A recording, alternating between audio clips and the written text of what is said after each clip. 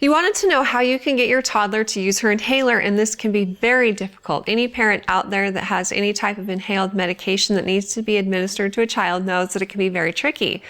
Because in order to get the medication in their lungs, they need to time the administration of the medication with a big deep breath, and that's difficult for children to understand. There's 2 ways to administer asthma medications. You can use a metered dose inhaler, and it's often helpful to use a spacer for young children if you're administering it this way, or you can use a nebulizer. A nebulizer turns the liquid medication into little droplets that they inhale, and they just sit there for 10 or 15 minutes and breathe through a little mask or tube, and that administers the medication to their lungs.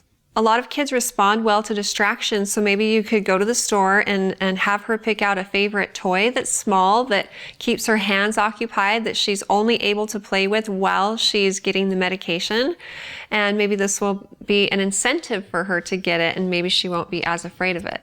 Ultimately, I suggest talking with your pediatrician about your difficulties, and based on their knowledge of what type of medication you're using specifically and the device you've been using, they can give you tailored information and advice, some tips and tricks on how to administer it to make sure that your child gets the medication, which she definitely needs. If you have any other questions in the future for me, feel free to ask them on our Facebook page at facebook.com/Intermountain Moms, and recommend us to your friends and family too.